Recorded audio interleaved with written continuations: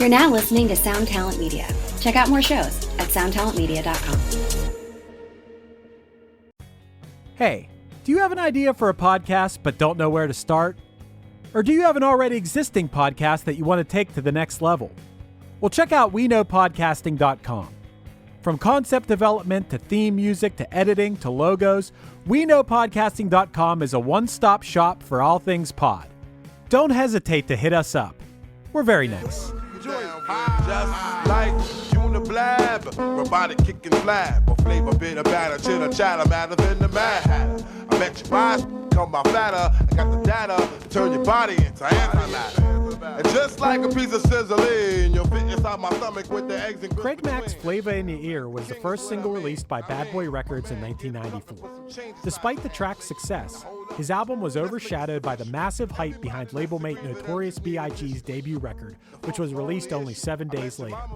Mack was left in the shadows, but his story only gets crazier from there. We're joined by podcaster, rapper, and hip-hop fanatic Wordburglar to discuss why the late Craig Mack deserves more credit for his futuristic flow. You won't be around next year. My rap's too severe, kicking mad flavor in your ear. Here comes a brand new flavor in your ear. Time for new flavor in your ear. I'm kicking new flavor in your ear. Max, brand new flavor in your ear.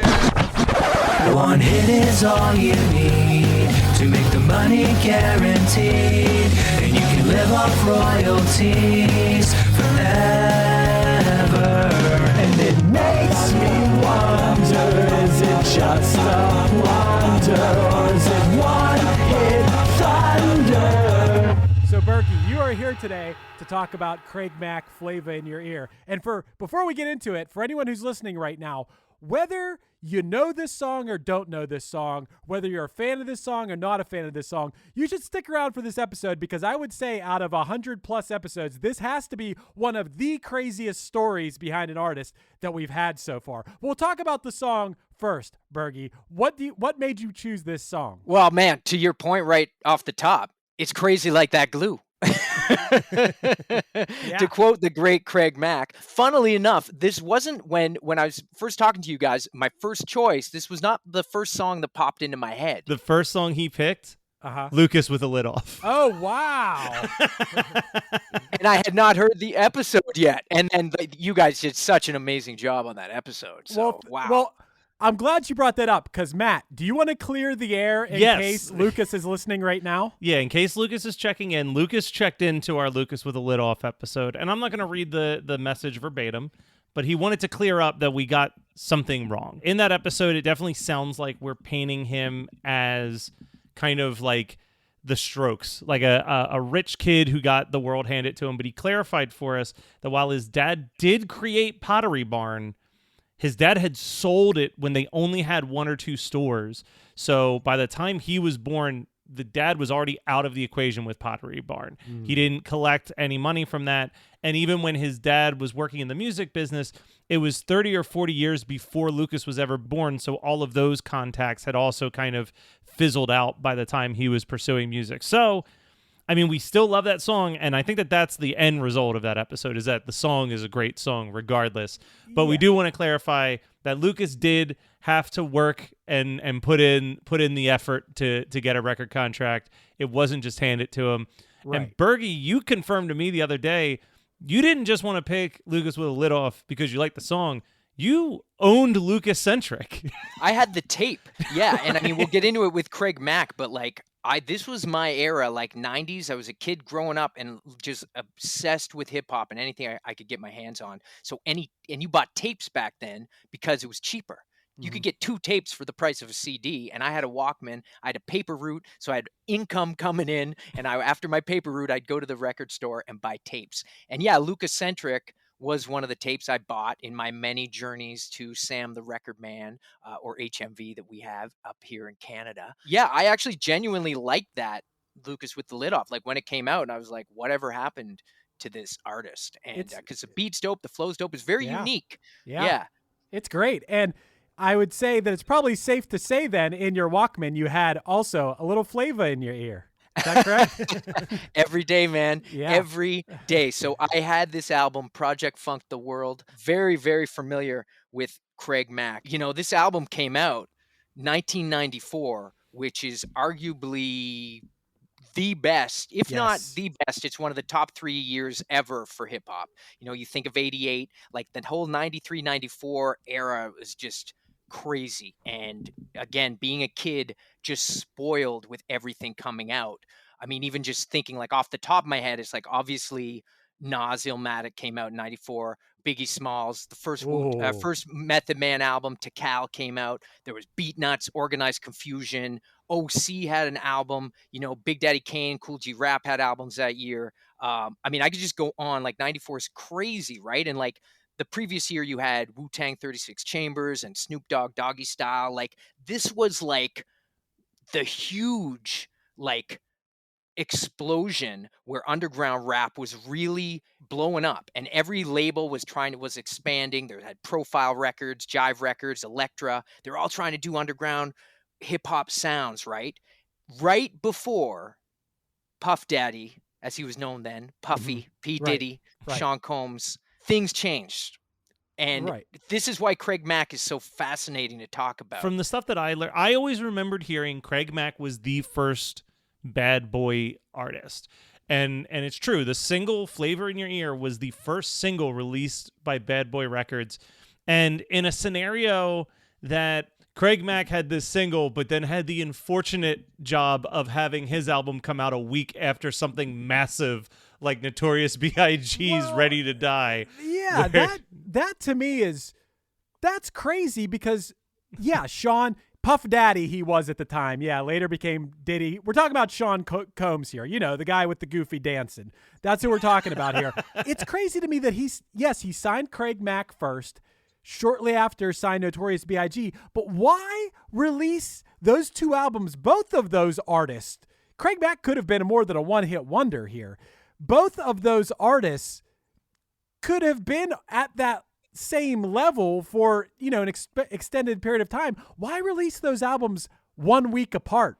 That's insane to me. I don't get it. Like, that's something you do if you have a stacked roster of albums ready to come out, but I can't imagine that it was like, we've got 52 records we got to put out this year. Like, you could have put that out a couple months later, like really given it the proper promotion. And I don't know what the deal is with Biggie and Craig Mack. He said that he only did the remix version, which I think is in a lot of ways the more well-known version of the song, as a favor to Puff Daddy. Yeah, let's do this in order. Let's do this a little bit in order here because I have the whole story. I went deep on Craig Mack for this episode. I can tell you guys everything you need to know because I think this story is fascinating. Okay. So the guy was raised in Long Island. He was originally known as MC Easy. He went on tour with EPMD as a roadie, and with intentions that they were going to bring him up as part of the Hit Squad. Unfortunately, when the Hit Squad included, like, I think it was Nas. Well, yeah, like Keith Murray came in, like Eric, you know, when EPMD split up as well, like around this time, like Keith Murray, whose album also came out in 94. There's like Keith Murray, Redman was down with them. Yes. You know, Eric Sermon's solo career just blew up and he was producing for everybody, you know, the Green Eyed Bandit. This is fascinating. Sorry, keep going. Cause I have a lot of thoughts here. Yeah. So he was supposed to come up as part of the Hit Squad, but then EPMD called it quits and that was the end of that. So Craig Mack was kind of a free agent. So Craig Mack's manager was shopping him around to labels. No one was really interested except for Sean Puff Daddy Combs, who liked what he heard. So he arranged for him to get on a track with one of his up-and-coming R&B singers that he was developing, a.k.a. Mary J. Blige.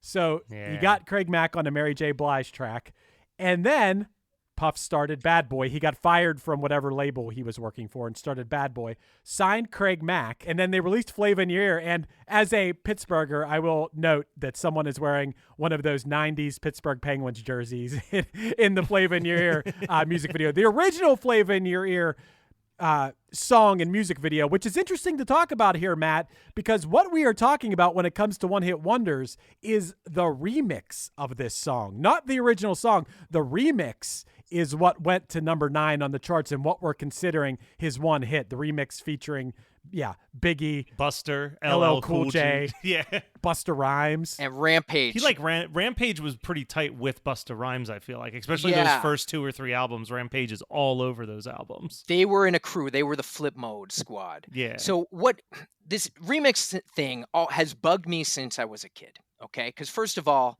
by definition of a remix, not really a remix. It's the exact same beat.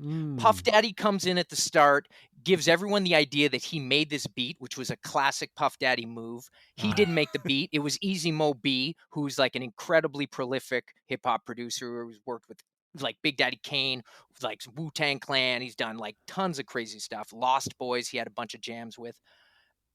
Like, it's the same beat.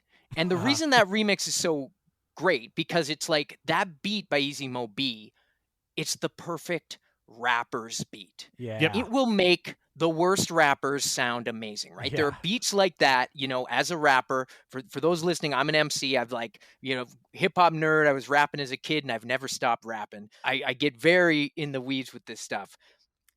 That beat, it's like 90 BPM. It's just, you put anybody on there. You got Busta Rhymes going crazy with his like woo-ha style. Yeah. You know, LL Cool J with his, you know, he's playing his smooth style. Not my favorite LL verse of all time on this remix. Like Biggie Smalls clearly destroys it. Craig Mack just kind of comes in and he's like, yeah, and he's, I don't know, I got some opinions here about that, because Craig's style is what fascinates me. And like thinking about this as like a one-hit wonder. Was Craig a one-hit wonder? Because in the 90s, again, before Puff Daddy took everything pop, right? Biggie Smalls was the one to go along on the ride when Puffy started going with that R&B pop stuff that really screwed over a whole bunch of artists like Craig Mack. And Craig Mack, I think, may have been the first and most severe casualty from the Puff Daddy domination that was about to happen in the later part of the 90s, because all the record labels just instantly, all these incredible underground rappers that they were bringing up to around the mid 90s, they switched gears and wanted to go pop because they saw what Puffy was doing. And, you know, give Puffy the credit where credit's due. He was a businessman and figured out how to do this. And that's a whole other topic. But Craig Mack, his style is more like, he is an underground MC, and he didn't quite, if we're talking about one-hit wonders, his style is more like, he doesn't have so much a persona. You know, like Biggie Smalls has a character, he has a persona. He's got that street style. He's doing his thing. You know, Busta Rhymes, great example. He's got this huge energy. Craig Mack, he's not really like on that level of KRS-One, like dropping knowledge, like compared to other solo artists. Thinking like Redman, he's not really like bringing that energy and that crazy lyricism that Redman brings. Like just the guys at that time. Nas was like the street poet. And OC was like underground, but like had the DITC crew behind him, so he had like the backing of this underground support system, where Craig Mack is just like, his style, like if you had to describe it, it's more like it's summed up perfectly on Flava In Ya Ear at the start when they say, yo man, I don't even understand how they didn't understand you on that Mary joint, which is a reference to that Mary J. Blige song that you were talking about, which was his debut. But anyone who has heard that song completely understands why they didn't understand him on that Mary joint, because he's like basically incomprehensible. It like his verse is kind of like comes out of nowhere, and you're like, what is he even talking about on this verse? Like dope. Like as a rap listener, I'm picking up on it, but it always felt so out of place. And his whole style is just like, it's very laid back and chill, and he hangs on words. You know, like I was saying, like crazy like that glue, and he'll just like let it drop there. He invented the remix of saying boy, because he'd be like, boy, you know, and like doing all these styles. Like that's the Craig Mack style. So sorry, I'm going on a big tangent there. No, but I was going to say, I think that one of the things that you're right about, though, is saying like this really doesn't fit the definition of a remix. I think before we started recording, we were talking about this, but this shouldn't be called the Flava In Ya Ear remix. It should be called the Flava In Ya Ear posse cut, because it's a classic posse hip hop track where you bring like 4 or 5 MCs and let them do their thing. And in my humble opinion, usually among some of my favorite songs of all time, whether it's Protect Your Neck, you know, Scenario from Tribe Called Quest, or even if we're going to get real geeky and just say the Hit 'Em High track on the Space Jam soundtrack. Like, I love when you bring in a bunch of different MCs with uniquely different vocal stylings and let them all kind of do their thing. Because I was listening to Run DMC the other day, and I love Run DMC. Don't get me wrong. The biggest strike against Run DMC is that Run and DMC's rapping styles are so similar sometimes that it's almost difficult to tell them apart, versus, say, listening to the Beastie Boys, where it's like, you know when it's Mike D's voice, you know when it's Ad Rock's voice, and you know when it's MCA's voice, because they have those uniquely different styles that are gelling together. Another interesting thing to what Bergie touched on is Craig Mack. All these other rappers that you're naming have almost a character, almost something about them that you can point out. Busta Rhymes, perfect example. He's Busta. He has these things he does. Craig Mack, I feel like he's a solid rapper. He's got a cool voice. He's got a cool delivery, but he's just his name. He's just Craig Mack. And what would be, like, you're pointing out these things that how he hangs on words, but I wouldn't have necessarily picked that out as his thing. You know, if you're talking about Busta Rhymes, yeah, woo-ha, that's his thing. Because Craig Mack, honestly, to me, sounds like a more toned down Busta Rhymes. He sounds like a way chiller, something about the tone of their voice and their delivery, but it's kind of like not as exciting as Busta Rhymes. But he's a great rapper. There's something about when you're an MC that you have to have something very distinctive and original about your style. Snoop Dogg. Like, do I think Snoop Dogg's some great rapper? Not really, but do I think he has a voice that sounds like no one else and you know it's him from the first 2 seconds that you hear him? Yeah, I don't know that Craig Mack has that. No, and even on this own track, like, I'm thinking about things in the perspective of, like, if I was watching a music video, right? We're not even going to talk about the specific Flavor in the Ear music video, but, like, if you were directing a music video based on the song Flavor in Your Ear and based on the personalities, it's like LL Cool J is going to have, like, a hood up somewhere in a shadow, like, kind of shadowy in a corner. Busta Rhymes is going to be, like, all up in a fisheye lens, like, screaming at you. I'm literally seeing Craig Mack, like, leaned back in a couch with his feet on the table and a joint in his hand, just kind of, like, spitting his flow, but, like, super, like you said, just the chillest, most laid back, as if you were just at a party and someone started rapping on the couch. Exactly. He's like, it almost comes so naturally to him. Like, you know, I went back and dug up my album and was listening to his full length. Half the stuff sounds like it's freestyled. Like, he's just like a natural guy, like a guitarist who can just like riff and you're like, oh, wow. Like, he's just free.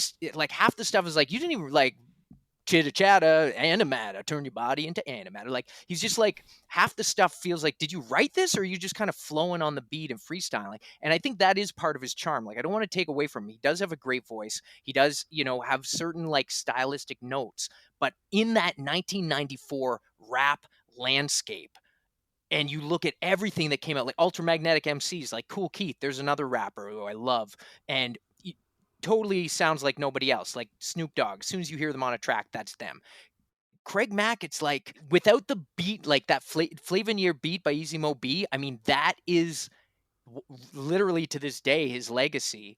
And other, like, on his own, I don't think he just had that standing out power. Like, especially when I look at every other rap album that came out in 94 and that I listen to more, you know, like right. Gravediggers, again, like, I could just own every rap album from 1994 and I'd never need anything else in my music library, because there's so many good albums that year. You know, it's crazy. You're talking about hip hop when you're talking about that, but we've talked about this on here before.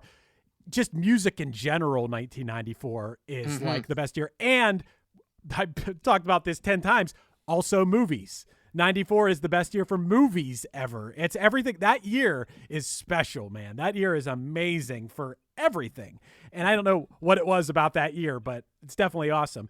We're kind of touching on why maybe Craig Mack didn't have the long-term success other people did. We do have to note that it might be one of those situations, Matt, we've talked about a lot. Craig Mack did have another top 40 single after this. The next single released after Flavor in Your Ear was also a top 40 single. I don't even know what song it was. But it was like the Get Down, I think it was called. Get Down, yeah. Yeah, that goes to show you that, you know, it's Flavor in Your Ear is the song that has stood the test of time, which is why we're calling it a one-hit wonder. Do you guys even know that second single, Get Down? I don't. It's not even like, I don't think it's the best like second song on the album, right? Like there's a song on that album called Real Raw where he samples the Days of Our Lives theme song, and Craig Mack actually produced it, and it's dope. Like, with the exception of what unfortunately is the case on a lot of these 90s rap albums, there is a bit of homophobia that kind of sprinkles, that pops up every now and then. But that beat is dope. Dude, it's the the Days of Our Lives. That's the one that's like the hourglass. Listen, hey, and little known fact about me, like I probably know more about Days of Our Lives than it's just that song. That's the best soap opera song ever. That song is amazing on its own. I got to hear that song. It's called Real Raw. All your listeners, go check that one out for Craig Mack, Real Raw. And at that time, as a kid, I got a mom, I got a sister. Days of Our Lives was on in my home. I knew Stefano DiMera and John Black and Marlena and all these characters. Wow. And I'm hearing Craig Mack flip this. Also, I got to shout out like a theme that kept popping up, re-listening to a lot of Craig Mack's other songs, which comes up on Flava In Ya Ear. He talks about the future a lot. He's futuristic. Like there's a reference to like Uniblab, which is like a weird Jetsons reference to this annoying robot that like gets a promotion over George Jetson and then is like a slacker at the office. Wow. Yeah, because he says, kick that old robotic, futuristic George Jetson crazy joint, and then just like Uniblab, robot kick and flab. Wow. There you go, right? So he's dropping, and it comes up, like he says future, like even when he was MC Easy, which is actually like, again, a bit unfortunately titled single called Get Retarded from 1988, which was 88 was an incredible year for hip hop as well. So that single, of course, got him in the door in a lot of places when he was MC Easy. But he talks about like the future on that. It's like, I'm foreseeing the future. And he's saying all this stuff, which is funny. And it's like on Flava In Ya Ear, he's like, you won't be around next year. My rap's too severe, kicking mad Flava In Ya Ear. But he wasn't really around in a couple years. Yeah, like, that was the irony of that line. Yeah. Could he see the future of what was about to happen and how Puff Daddy was going to ruin the rap landscape for the next few years? When it comes to that, there's something I got to talk about here. There is this recurring theme in the story of Craig Mack of Puff Daddy using him and then basically throwing him to the curb or whatever, and that he was used to launch Biggie's career. Well, here's the problem I have with that a little bit, or at least I pose the question to you guys. Couldn't it have been a mutual thing? Biggie blows up and they're on a track together.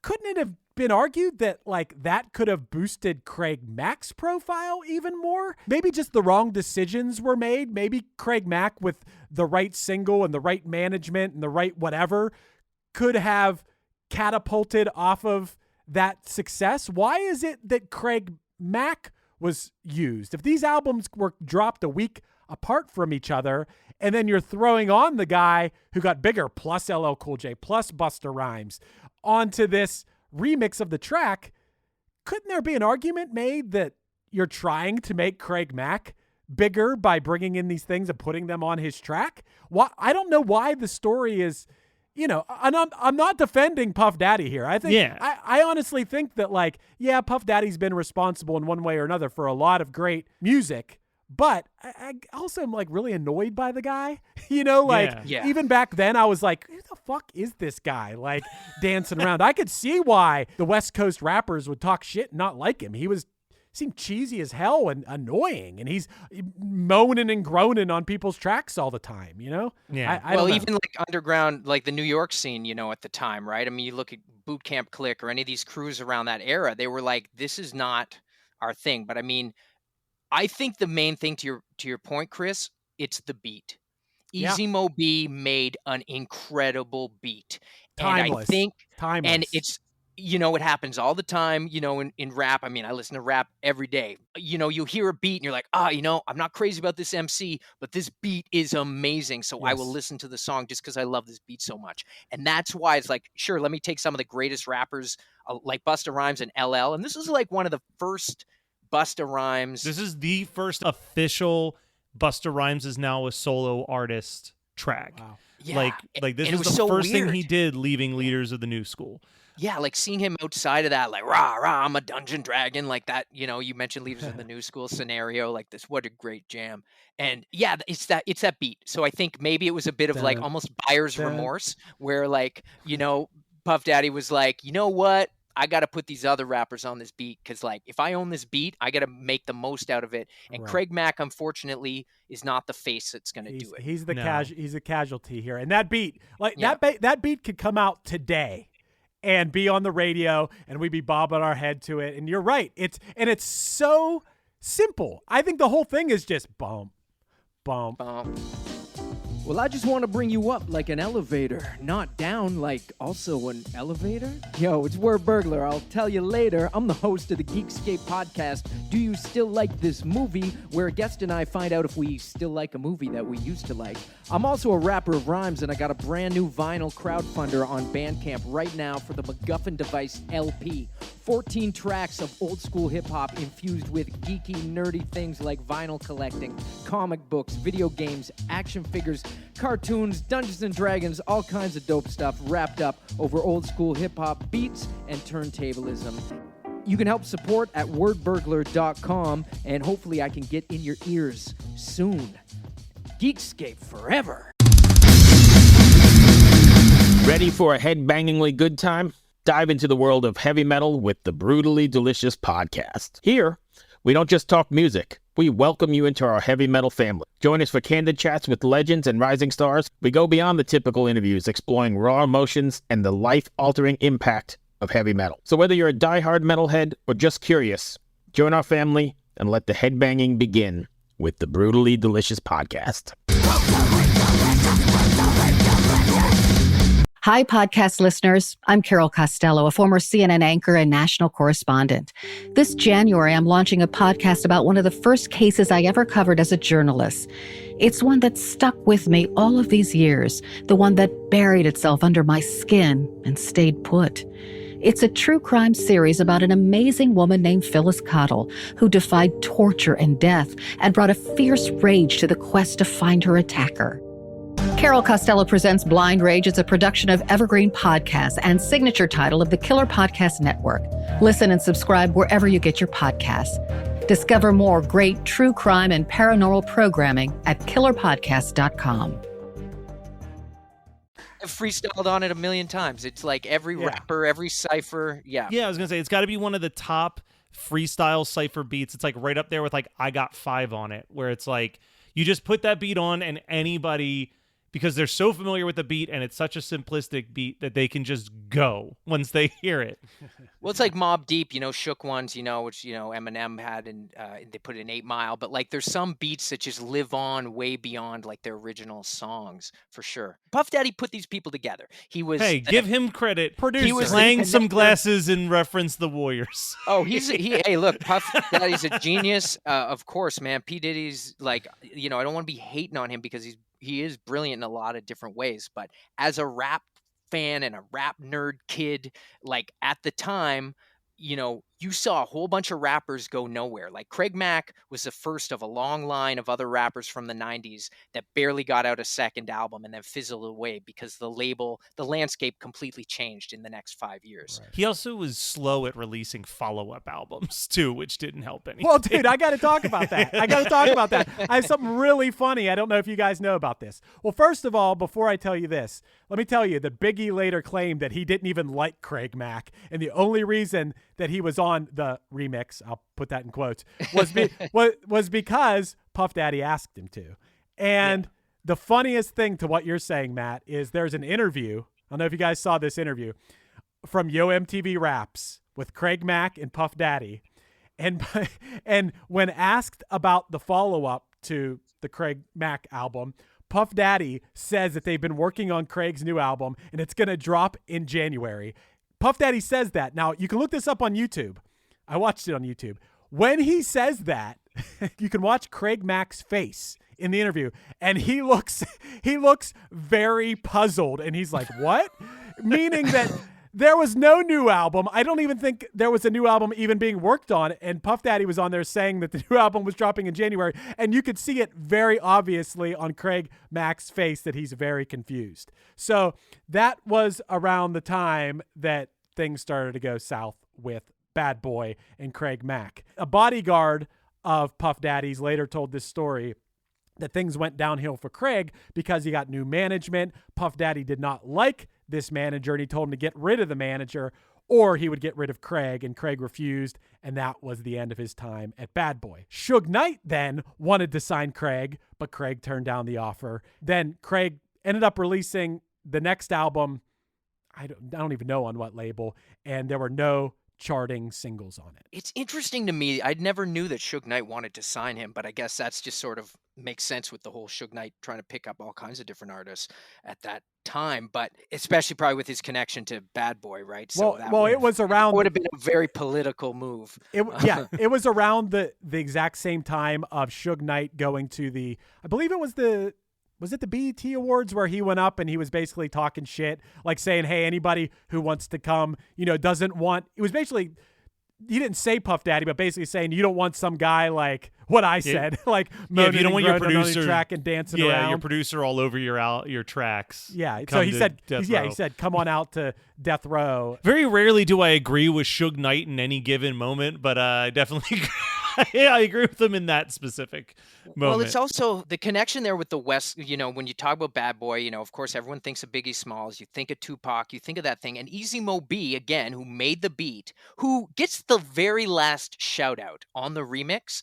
As the song is fading out, you just hear like Puff Daddy, like he's shouting everybody out, and then he goes, Mo B. Like it's just like as the song ends, it's like, oh yeah, the guy who made this beat that like is, so I hope Mo B got taken care of there. He produced tracks for Tupac. He produced tracks for Biggie, which is very interesting that there is that crossover with the Craig Mack thing. And I think to your point about the second album for Craig Mack needed a crew, like the Boot Camp Clique out of New York, Digging in the Crates, like these groups out of New York that were like, more that underground vibe. Like, KRS-One was doing like that boom bap thing, and it was like Craig Mack needed to be in that camp. I think he didn't really have that, like, for lack of a better word, like that jiggy vibe that was, coming up with like Junior Mafia and like Little Kim, and then like all the R&B groups coming up. Like Craig, he just didn't kind of fit into that scene. Well, like I could have seen his career go completely different had he linked up with a better sort of underground hip hop production crew. No dissing to the people he was with, but like he didn't have that. He was a solo artist. He's not even the only Craig. Like Craig G from the Juice Crew is probably the most famous rapper named Craig. So like talking about identity thing, it's like, is Craig even like going to stand out that much? Like the identity thing too, which another song that we covered on here is that, not that this was even a hip hop song, but there was Return of the Mac, which forever I thought was Craig Mack because it made sense. But that was Mark Morrison, and the songs aren't the same at all. Return of the Mac is an R&B song, and obviously Flava In Ya Ear is a hip hop song, but it would make sense to me that, oh yeah, Return of the Mac, Craig Mack. That was just, for being not really a big fan of either of them in the 90s. I'm a bigger fan of both of the songs now than I was then. I think that maybe there was, I don't know if anyone's ever talked about that before, but for me, those were artists I got confused based not on the music, but purely on their names and the name of the songs. Especially being a kid too, and you hear it and you're like, right. Well, and Bergie brought up something that I do want to mention to serve two purposes. A, because I think he hit a good point, and B, to kind of promote a little bit about why Bergie is on the episode this week. But you did mention, like, I think the rap community specifically is like, it really benefits you to have a crew. Not necessarily that you're like part of, say, the Wu-Tang Clan, but having like a group of like-minded rappers that support each other. And obviously, you are part of a movement. We've had Mega Ran on here before. We've had Lex, the Lexicon artist, on here before that like fits into that nerdcore genre of hip hop. And I feel like every one of you has benefited from having this community where it's like, Mega Ran's on tour right now, and I can always know, okay, I'm going to know almost everybody that's on that list, or whoever I don't know, I'm probably going to be into because they run with that crew. Like Kadesh Flow was on our show. Oh, he's dope. He's so dope. And he's actually a great brass player as well, right? Yes. Like in addition to being a crazy rapper. Yeah. But you're here to promote. We're getting down to the final couple days, but you've got a new vinyl that you're trying to raise money for too. That's right. Yeah, we're on Bandcamp. We've got this campaign. It's going pretty well. So I'm releasing a new vinyl, 14 tracks that have never been put on vinyl of mine. It's called the MacGuffin Device LP.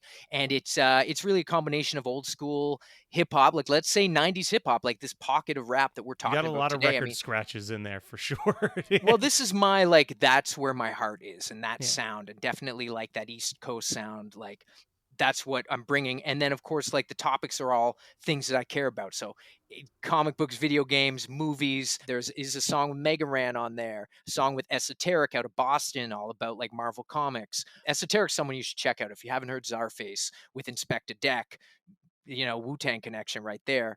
Like Czarface are amazing. But yeah, it's called the MacGuffin Device LP, and you can find it. You just go to wordburglar.com, and I got all kinds of jams. Like I'm currently working on my 8th full-length album, which will be out summer 2022, called Bergonomics. So all kinds of stuff coming. If you're into old school hip hop with a lot of wordplay and storytelling, and definitely geeky influences. And Okay. and Okay, just real so stuff. That's how I'd pitch it. what we're saying is that Craig Mack needed to find a crew, but unfortunately, he found a cult. Yeah. Let's get into that. Let's get into What a that. segue. He did find a crew, just the worst crew possible. I got a lot of. I'm glad we're getting into this. Bravo, fellas. that was a great transition. So this is kind of the opposite of funny, because this led to his demise. This is actually really sad. But let me start by saying this, because this timeline gets a little confusing, guys. First of all, Craig and Puff Daddy actually eventually kind of made up with each other, and Craig made a guest appearance in a Puff Daddy video. Yep. Okay? This was somewhere between that failure of a second album and Craig releasing Mac Tonight in 2006. After he released this, I guess it was an album. It was part of an album, but the single, I think. Because I looked into that, because it was very weirdly worded. It said he announced a third album in 2002, but then only dropped a single called Mac Tonight in 2006. And then his third official album, was a mixtape that came out after he died. So there was never a third album. Right. Yeah, and that was from stuff from, I think, the year 2000 or something. But don't worry about that. We got to get into this story because this gets crazy. Okay, so the story is this. So there was one last interview done, and you can watch it on YouTube, with Craig Mack before he died, and it was done by his former manager. And in it, you can tell he's sick. You can tell he's dying. He's 47 years old, but honestly, he looks like 70. He looks old. So Craig told the story in this interview about how he felt used and disrespected. And he never mentioned any names, but obviously everybody believes that he was talking about Puff Daddy.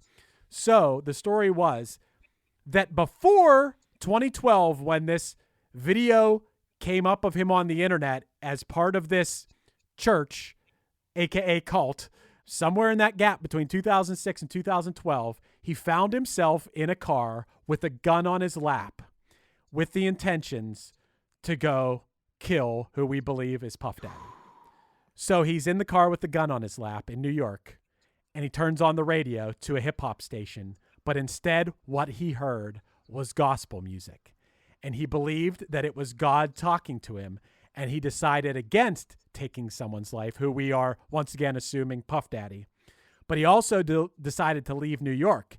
And on this gospel station, he also heard the voice of who the guy was. His last name was Stair, like you walk up the stairs. So he heard this cult leader on the gospel station and decided to move to South Carolina, where he went and lived in a community. He lived with 70 other people. He lived in a mobile home, and they maintained a farm for food, and they had their own school for their children, and no one under any circumstances ever left the compound for any reason. And people were told to avoid the care of doctors, which ended up being very bad advice for Craig, who had health problems. He claimed in a video that he moved his family to South Carolina when he joined the cult, but that actually didn't happen. His family was actually very concerned for him. As it turned out, this 84-year-old leader of the cult obviously was arrested in 2017, charged with numerous accounts, including kidnapping, burglary, sex with minors. He was accused of rape and pedophilia, and he defrauded members of hundreds of thousands of dollars. Craig claimed in an interview that he forgave the cult leader because Jesus forgave the people who killed him. That's what he said. The cult leader ended up dying in 2021, but Craig Mack died in 2018. Yes, you can go on YouTube and watch his last ever interview, which I watched. It's crazy. It seems like he was brainwashed, but I don't know. I don't know what to think about this because, his intentions were to go kill Puff Daddy, which if that would have happened, that would have been a terrible choice in his life. But then he made another terrible choice, which led indirectly, in a way, to his death. I mean, I don't know. It was never clear to me what he exactly died of, but I would think that had he seeked out the help of doctors, it would have at least helped. I had read heart failure, which I believe is also what killed the cult leader, which, again, if you're saying don't go to the doctors. Yeah, I mean, he died of congestive heart failure, which, it could have been because of something else. I never actually read what he died of, but crazy story and a very, insane demise. It's the craziest story of someone's demise that I've heard on One Hit Thunder. So obviously we're on a very dour note right now. So let me bring it in with a little bit of levity, a little bit of humor. So after Craig Mack's death, he did win the Mixtape of the Year award for his album Macworld Sessions. And the prestigious award ceremony that gave that to him was the Bout Dat Online Audio Dope Award, is the award that he posthumously won. So, well, at least he got recognized. He got recognized for his work. By the Bout Dat Online Audio Dope Awards, paid him their proper respect. Wow. Well, for years, there's been speculation there was a documentary about Craig Mack's life in the works. As of yet, has not been released, but there were a lot of people that were supposedly a part of that. Obviously, EPMD, Biz Markie was supposedly a part of it. A lot of, other rappers were in this, but it is not yet out. I could shed some light on more of this story, but in the meantime, you can YouTube his final interview. You can YouTube that funny clip of him on MTV Raps with Puff Daddy, where you can tell he's obviously very confused about Puff Daddy saying his new album was coming out. But I think it's kind of undeniable that Flava In Ya Ear is great. Yeah. And, there was another song that, in my deep dive of some Craig Mack songs, he had a song called Jock in My Style, which I think was pretty awesome. I think he's a cool MC, and whether he had the image or the flow that would appeal to the masses, I think he could have had a solid career. It seemed like it was probably mismanaged in a lot of ways. Yeah. I mean, it's so fascinating hearing all these stories, and we could speculate on this so much. And he is often just a footnote in this Bad Boys story, but I do really see him, like we talked about, like being like the first casualty of like that underground rap, career of the mid 90s. And he sounds so good on beats. But as we're talking, like the one thing I keep coming back to, it's like, what is his defining, like, if you do sum up his style, like it's so easy to be like, okay, well, I can tell you exactly who this rapper is or what their style is, whatever. With Craig Mack, it's like, I don't know what his point of view was. There wasn't so much storytelling. Every song is kind of the same, like just a variety of like good rhyming, a cool style, but he's not really getting into the storytelling. He's not really taking too many perspectives on things. It's just like things that he likes, and he's just kind of incorporating them, and then like, part of the street, like the pavement. But like when you put him against Biggie, there's like really not a comparison, because Biggie was like, if Puffy needed to like fill out his roster, it's like, I'm putting together my like Justice League of, all these artists who are going to fill this slot. And Biggie Smalls fit that lyrical MC who sounds amazing on beats. He had the voice, he had the character, he had everything going. And then he's like, and I've got Lil Kim here. I got my group with, Junior Mafia. I got the R&B people. I got this, I got that.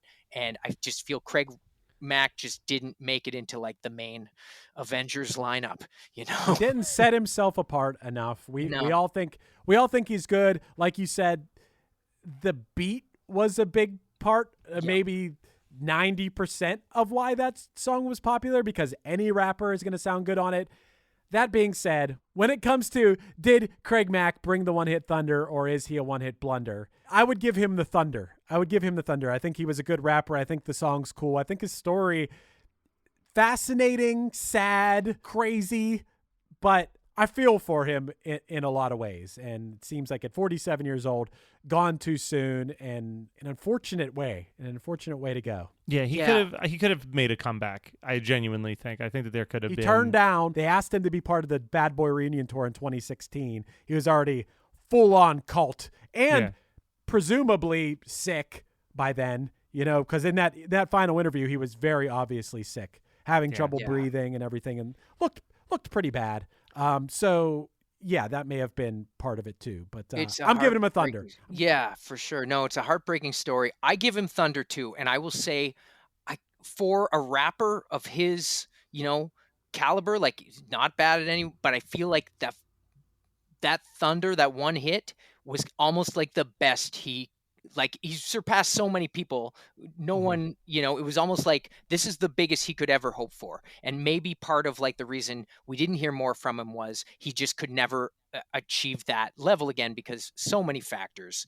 But I do think like for an MC of his caliber to reach that high up, I think that would be it, because he didn't have all these other things. He wasn't firing on all cylinders. He had a great, line of sight on one thing, and he was on that, but he didn't bring like this total package that the other superstar rappers kind of were able to do and maintain, right? I mean, Busta Rhymes put out an album last year that's phenomenal. There's a lot of rappers well past their 50s doing great work now. Part of an era too where you were very dependent on what record label you were on and management and things like that. Whereas now, if you had a hit, you could probably have a career off of that if you knew how to, cultivate that and use the way that people consume music now to your advantage. He was just part of a time where that, unfortunately, wasn't really an option. I'll also go with thunder on this one. And then I'm going to do something that I've done to Bergie every single time I've ever been on a podcast with him,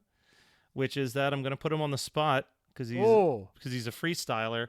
So I want you to sum up this episode, also sum up where people can help donate, and I'll give you a perfect beat for it. Oh, my gosh.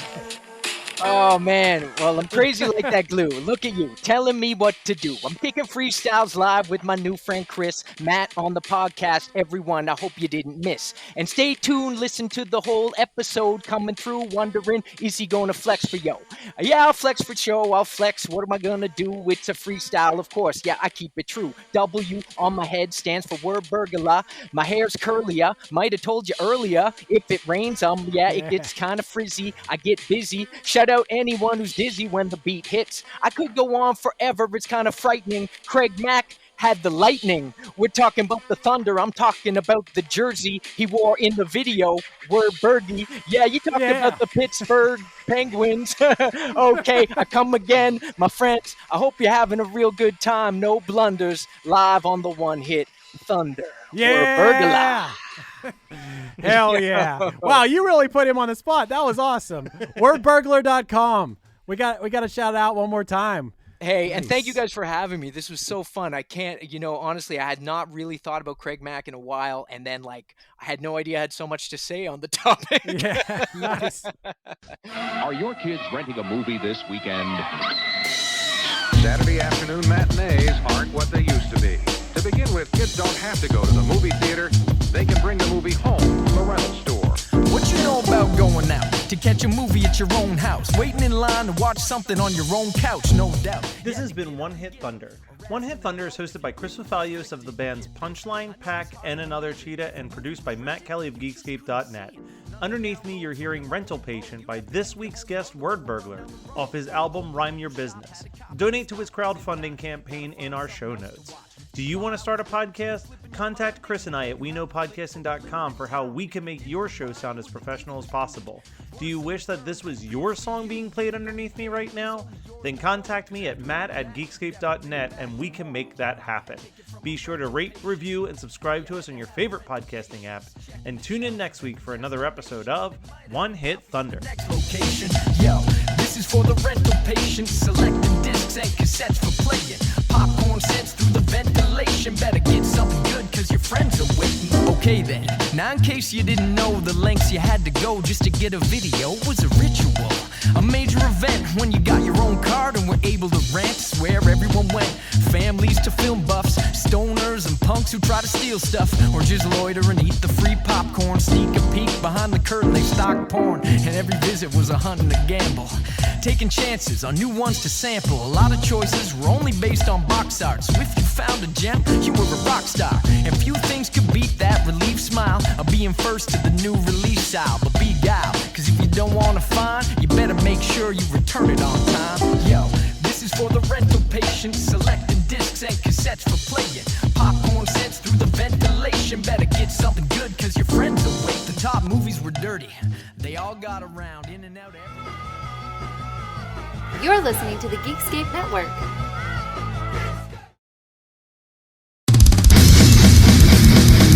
Ready for a head-bangingly good time? Dive into the world of heavy metal with the Brutally Delicious podcast. Here, we don't just talk music. We welcome you into our heavy metal family. Join us for candid chats with legends and rising stars. We go beyond the typical interviews, exploring raw emotions and the life-altering impact of heavy metal. So whether you're a diehard metalhead or just curious, join our family and let the headbanging begin with the Brutally Delicious podcast.